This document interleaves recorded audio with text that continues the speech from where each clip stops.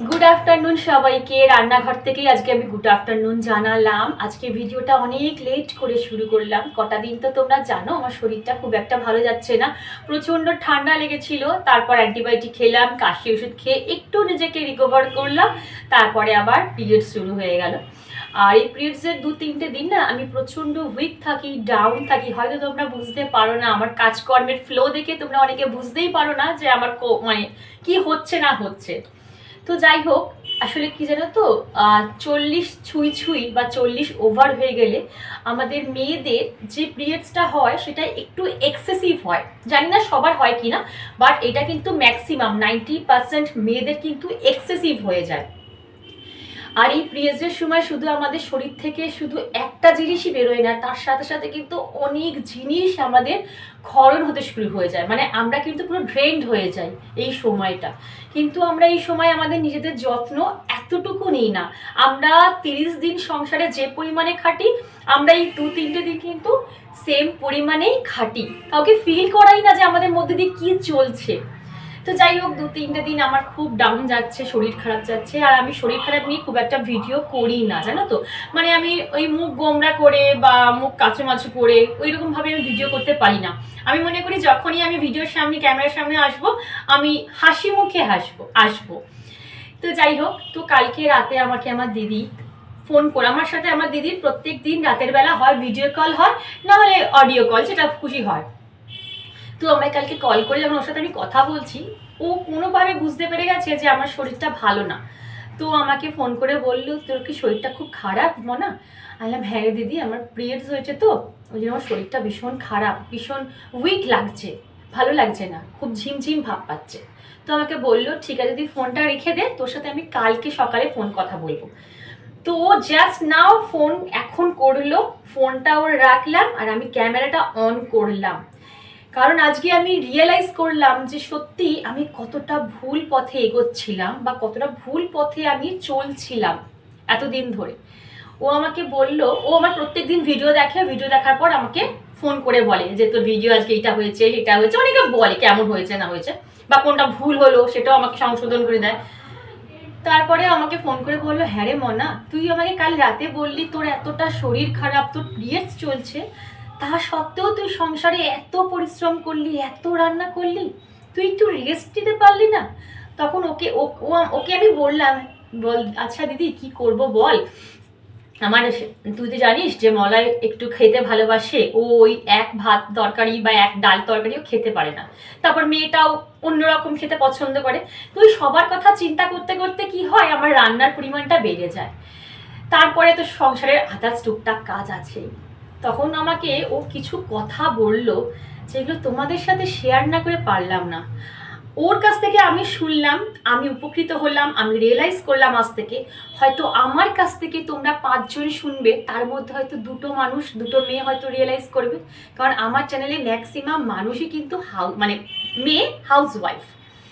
তো আমাকে বললো, দেখ তুই যখন তুই সুস্থ থাকবি, তুই করার মতন ক্ষমতা থাকবে তোর, তখন তুই সব কিছু করিস। কিন্তু যখন তোর এই সব মাসে যে 2-3টে দিন, এটা গিভ আপ করিস না, এখানে তোকে রেস্ট দে। কারণ তুই মনের জোরে, তোর রক্তের জোরে, শরীরের রক্তের জোরে তুই কাজকর্মলে করতে পারছিস, কিন্তু আরো 2-3টে বছর, 4টে বছর পর যখন তুই করতে পারবি না, তখন কি হবে? তখন আমি বললাম, দেখ আমি কাউকে দোষ দিই না, এটা আমি নিজেই করেছি। কারণ আমি কাউকে সংসারে কোনো দিনও রিয়েলাইজ করাইনি যে আজ আমার পিরিয়ডস চলছে, আমার আজকে পেটে ব্যথা হচ্ছে, আজ আমার হেভি ফ্লো হচ্ছে। আমি কোনো দিনও কাউকে রিয়েলাইজ করাইনি সংসারে। আমি সংসারে 30টা দিন যেমন খেটেছি, ঠিক পিরিয়ডসের 3-4টে দিন আমি সেই পরিমাণেই খাটি। যে যেমন বলে সেরকম রান্না করি, যেমন ডাস্টিং ক্লিনিং যেমন করার, শুধু ঠাকুরের জলটুকু দিই না, বাদ বাকি সব কাজ কিন্তু করি। হ্যাঁ, অবশ্যই আমার মা আমার সাথে আছে, কিন্তু তারও তো বয়স হয়েছে, সেও তো এত বছর ধরে সংসারে খেটে এসছে। সেও যদি এসে আমার সংসারে গাধার মতন খাটে সারাদিন, তাহলে সে লাইফে কি পেলো বলো? আমি কখনো চাই না যে আমি বসে থাকবো আমার মা 24 আওয়ার সার্ভিস দিক, এটা আমি কখনো চাইবো না। তো যাই হোক, তো ও আমায় কতগুলো কথা বললো, যে কথাগুলো আমার এতটা পরিমাণে মন ছুঁয়ে গেল। ভাবলাম যে না, আমিও আমার বন্ধুদের সাথে বলি যে আমার মতন আমার বন্ধুরাও ভুল করছে না তো, সে একই পথে চলছে না তো।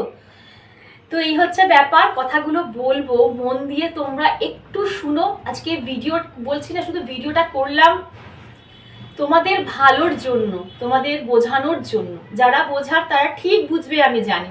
তো এখন আমি এত কথা বলছি না, আমি কাজ করতে করতে তোমাদের বলবো, তোমরা নিশ্চয়ই বুঝবে, বুঝে আমায় কমেন্ট বক্সে কমেন্ট করবে। তো চলো, এখন আমার দেরি হয়ে গেছে, যেহেতু আমি 1টা বাজে, হাজবেন্ড চলে আসবে, তো ওকে ঠিকঠাক টাইমে খেতে দিতে হবে, কারণ ও আবার বেরিয়ে যাবে। তো এই হচ্ছে ব্যাপার, আমাদের তো গৃহিণী, আমাদের মাথায় প্রচুর প্রেশার থাকে, নিজের খেয়াল আমরা রাখি না। আর সত্যি কথা বলতে আর একটা জিনিস তোমাদের বলে দিচ্ছি, আজকে আমার এই পিরিয়ডস চলছে, সেকেন্ড ডে। আমি যেই দাঁড়িয়ে আছি, এই যে রান্না করছি, ডাস্টিং ক্লিনিং, সংসারের কাজকর্ম করছি, এটা শুধুমাত্র হেলদি ফুড খাওয়ার জন্য। কারণ আমি যেমন পরিশ্রম করি তেমন পরিমাণে আমি হেলদি ফুড খাই। আমি এই বলছি না যে তুমি ডেলি একটা করে কস্টলি আপেল খাও, গ্রিন অ্যাপেল খাও, অ্যাভোকাডো খাও, দামি দামি ফল সবজি খাও, কখনো বলছি না। বাজার চলতি সিজনাল যে ফুড পাওয়া যায়, যে ফল সবজি পাওয়া যায়, যে মাছ মাংস ডিম যে যেটা পারবে তার সাধ্য মতন খাওয়ার চেষ্টা করবে। পারলে একটা করে ডিম ডেলি খাবে, ডিমের বিকল্প আর কিছু হতে পারে না। তো আমি চেষ্টা করি এই জিনিসগুলো। তোমরা আমার লাইফস্টাইল দেখো, সকালবেলা উঠে কোনো না কোনো মেয়ে, আমাকে একটা দিদি একটা জিজ্ঞাসা করেছিল, দিদিটা আমাকে নামটা আমার ঠিক মনে পড়ছে না, সুমি রয় বোধহয় দিদির নাম। সরি দিদি, তোমাকে আমি সুমি বলে ডাকলাম, সরি দিদি, ক্ষমা করে দিও। আমার থেকে অনেক বড়, সে আমাকে বলেছে আমার থেকে তুমি অনেক ছোট শর্মিষ্ঠা, আমাকে সিস্টার বলে ডেকেছে, যে সকালবেলা কোন জল মানে হেলদি ড্রিঙ্ক খাওয়া উচিত। সকালবেলা তুমি জিরের জল খেতে পারো, সকালবেলা তুমি মৌরির জল ভিজিয়ে খেতে পারো, সকালবেলা তুমি জিরে মৌরি মেথির জল খেতে পারো, আর একটা হচ্ছে কিশমিশ ভেজানো জল খেতে পারো। অনেক কিছু আছে, এরকম অল্টারনেট ডেতে ঘুরিয়ে ঘুরিয়ে খাবে। একদিন এটা খেলে তো আরেকদিন ওটা খেলে, আরেকদিন সেটা খেলে তো এরকম ভাবে খাবে। হ্যাঁ দিচ্ছি। আজকে খেয়াল করিস নাকি? কেন বলো? একটা মিনিট। হাওয়া দিচ্ছে যে আমি রান্নাঘরের জানলা খুলতেই পাচ্ছি না, জানো, হাওয়ায় উড়ে যাচ্ছে, গ্যাস অর্ধেক নষ্ট হয়ে যাচ্ছে। জানলা বন্ধ করে আজকে আমি রান্না করেছি। তো বন্ধুরা, একটা ফোন চলে আসাতে আমার ভিডিওটা কাট করতে হলো। তো ফোনটা রেখে না আমি অনেকক্ষণ চুপ করে বসে ভাবলাম যে সত্যি তো আমি তো আমার সমস্যাগুলো কাউকে বুঝতে দিইনি।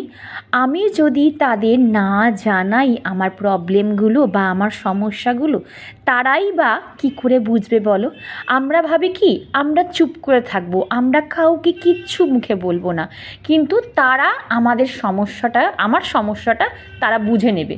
এটা তো সম্ভব নয়। আমি যদি না বলি তারা কি করে আমার সমস্যাটা বুঝবে বলো? আসলে দেখবে আমাদের ম্যাক্সিমাম গৃহিণীদের মধ্যে একটা টেন্ডেন্সি থাকে যে আমরা সর্বা হবই হব, আমি সুগৃহিণী হবই হব। এই ভেবে ভেবেই আমরা সবার আদেশ সবার আজ্ঞা আমরা পালন করে চলি। কেউ যদি আমাদের একটু ভালো মুখে বলল যে এইটা করে দেবে, ও যদি বলে ওটা করে দেবে, আমরা সঙ্গে সঙ্গে হাসি মুখে সেটা করতে চলে যাই। আমি বলবো কি জানো তো, একটু না বলতে না আমাদের শিখতে হবে। কথায় কথায় হ্যাঁ পারবো, হ্যাঁ করে দেবো, এই কথাটা আমাদের বন্ধ করতে হবে। অবশ্যই করব, আমার সংসার, আমি কাজ করবো না তা কে করবে, কিন্তু সব সময় নয়। যে যেটা বলছে সঙ্গে সঙ্গে হ্যাঁ পারবো, হ্যাঁ করব, এই হ্যাঁ বলাটা বন্ধ করে মাঝে মাঝে আমাদের না বলাটাও কিন্তু অভ্যাস করতে হবে। আসলে ম্যাক্সিমাম মানুষই কিন্তু, ম্যাক্সিমাম কেন বলছি, সব মানুষই দেখবে একটু সুযোগ সন্ধানী হয়। যদি একটু তাকে সুযোগ দাও, সে কিন্তু পুরো সুযোগের সদ্ব্যবহার করে ছেড়ে দেবে। হও না একটু নিজের জন্য স্বার্থপর। সারাদিন হাড় ভাঙা খাটুনি খেটে দিনের শেষে আমরা কি পাই বলো তো?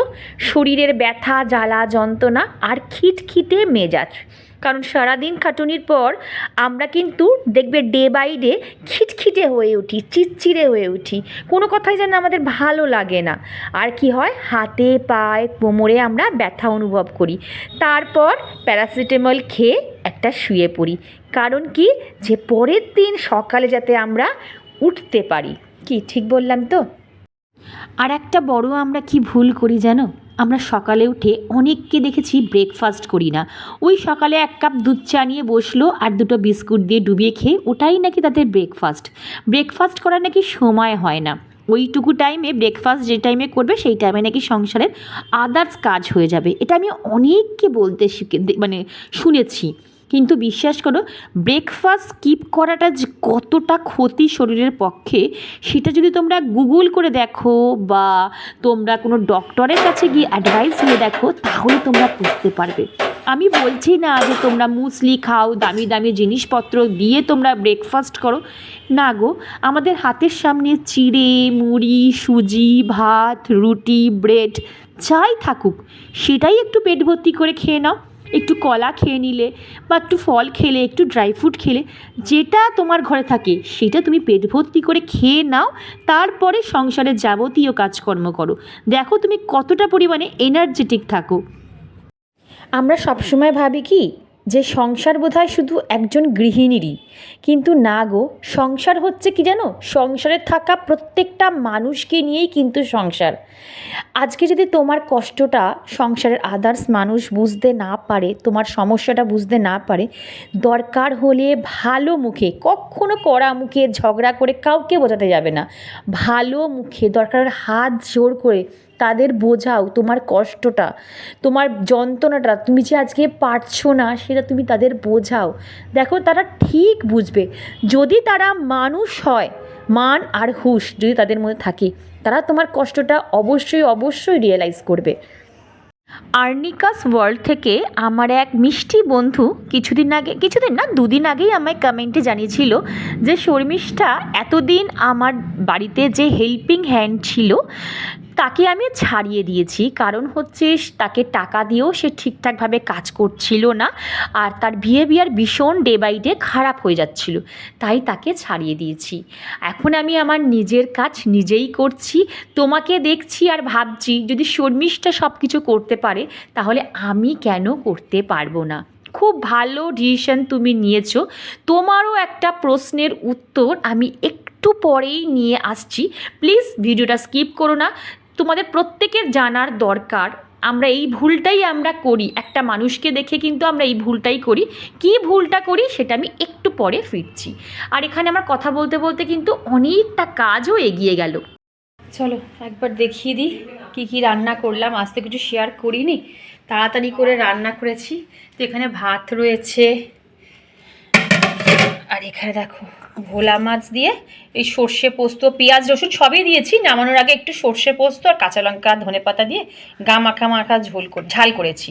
এখানে মুসুর ডাল রয়েছে, আর এখানে মোচা চিংড়ি রয়েছে। জানি না কালারটা এরকম আসছে কেন, ভালোই হয়েছে জানো তো মোচা চিংড়ি। আর এটার মধ্যে কি আছে দেখি, ও এটার মধ্যে মেয়ের জন্য মাছের ঝাল রয়েছে, এটাও মাখা মাখা করেছি, ব্যাস আর কিছু করিনি। আর এখানে শসা আর রসুন, আর নিচ্ছে তোমার কি দেখছিস তুই এখানে, টক দই। খাবার দেখতে হবে না, খাবার যা বল দেবো তাই খাবি, এই হচ্ছে ব্যাপার।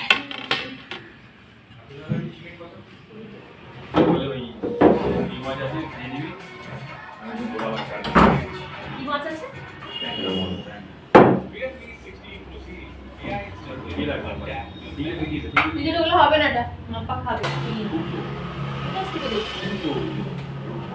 আর এদিকে দেখো হাজব্যান্ড চলে এসেছে, ওর স্নানও হয়ে গেছে আর ওকে খেতেও দিয়ে দিয়েছি। ও একটু তাড়াতাড়ি খায় জানো তো, কারণ কি বলো তো, ও যেহেতু ইভিনিং ওয়াকে বেরোয়, মর্নিং ওয়াকটা করতে পারে না সময়ের অভাবে, ইভিনিং ওয়াক যায়, তো 4টে থেকে 4:30-এর মধ্যে ও হাঁটতে বেরিয়ে যায়। তা একটু আগেই ওকে খেতে হয়, কারণ খাওয়ার সাথে আর হাঁটার গ্যাপিংটা মিনিমাম তোমায় 2 ঘন্টা রাখতেই হবে। এদিকে আমার দেখো হাজব্যান্ড খেতে দিয়ে স্নান করে আমি চলে এসেছি ছাদে, যে কটা জামা কাপড় কাচার ছিল সেটা কেচে দিয়েছি। আর মা তো ওখানে পুজো করতে বসে গেছে, আজকে তো আমি পুজো করব না। তো যাই হোক, যে কোয়েশ্চেনটা আমাকে আর্নিকা করেছে তার উত্তরটা একটু দিই।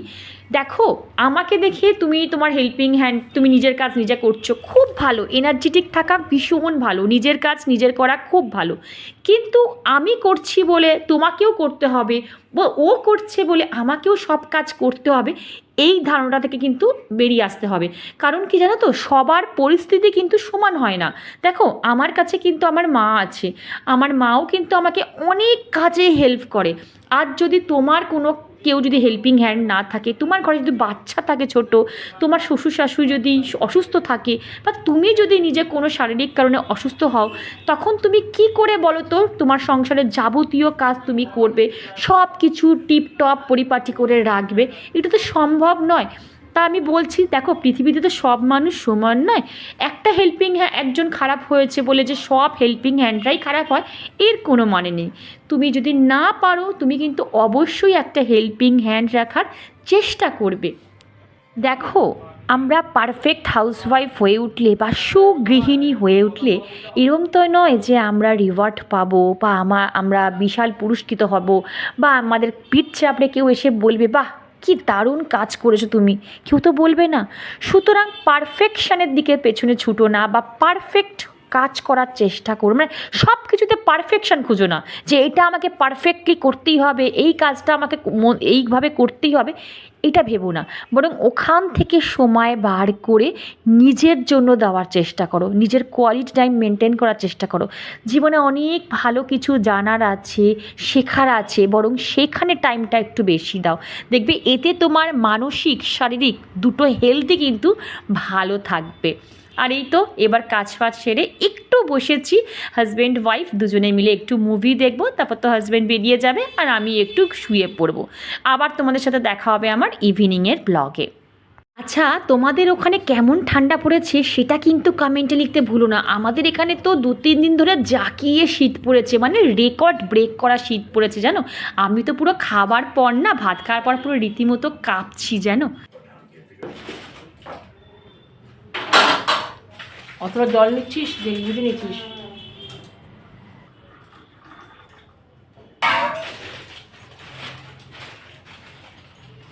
শুধু মলয় খাবে, মলয় বাবু, মাম্পা খাবে বললো। ও বাবু কি যেটা হবে হবে। গুড ইভিনিং বন্ধুরা, এখন ঘড়িতে বাজে 8:08 আর এই তো চলে এলাম রান্নাঘরে রাতের অ্যারেঞ্জমেন্ট করতে। আর এই কটা দিন এত ঠান্ডা পড়েছে না যে রাতের বেলা করে ভাত খাওয়াই যাচ্ছে না। বিশেষ করে আমার মেয়ে আর হাজব্যান্ড, ওরা দুজন না বেশ কদিন ধরে বলছে ভাত খেতে ইচ্ছাই করছে না। আসলে মেয়ে সন্ধেবেলায় পড়তে যায়, আস্তে আস্তে না 10টা বেজে যায়। অত রাতে এসে না সত্যি শীতের মধ্যে ভাত খেতে ইচ্ছা করে না। তো আমি ভাবলাম কী করি, এমনিতে তো রুটি করি, রুটি আলু ভাজা, নাহলে রুটি বেগুন ভাজা, নাহলে আলুর দম তরকারি, এই সবই হয় জানো তো রাতের বেলা। কিন্তু আজকে দেখলাম ফ্রিজে একটু মাংস আছে, তো ভাবলাম একটু কষা মাংস মানে মুরগির মাংস আর রুটি করে নিই। এখানে দেখো আমি টমেটো পেঁয়াজ সব পেস্ট করে নিচ্ছি, কাঁচা লঙ্কা। আর এখানে আমার মাংসটা ভাজা হয়ে গেছে, বাবা ঠিক আছে, এটাই দিয়ে দিচ্ছি। আগের দিন শর্টসে, মানে যেদিনকে আমি ভিডিও দিইনি শর্টসে, এটা বোধহয় আমি বলছি মঙ্গলবারের কথা বলছি, মঙ্গলবার দিন একটা শর্টস আমি তোমাদের দিয়েছিলাম। সেখানে একটা ব্রেকফাস্টের কিছু ক্লিপিংস তোমাদের দেখিয়েছিলাম। সেখানে আমাকে অনেকে কমেন্ট করে বলেছিল যে শর্মিষ্ঠা পুরো রেসিপিটা একদিন শেয়ার করো। অবশ্যই শেয়ার করব। এরপর যেদিনকার আমি ব্রেকফাস্টটা বানাবো সেদিনকার ডিটেলসে তোমাদের সাথে রেসিপিটা আমি শেয়ার করে দেবো। আমার রান্না কিন্তু কমপ্লিট হয়ে গেছে। আর এই যে চিকেন একদম রেডি, একটু কষা করেই করেছি কারণ রুটি দিয়ে খাবে তো। আর যা থাকবে সেটা কালকে যদি থাকে তো ভালো, তাহলে রেখে দেবো এই। আর এখানে দেখো এই যে রুটি হয়ে গেছে। আর এই দুটো সরু চাকরি নাকি আজকে পিঠে বলে, এটা আমার শাশুড়ি মা দিয়েছিল, এটাও রয়েছে এখানে। চলো দেখো চিকেনটা একদম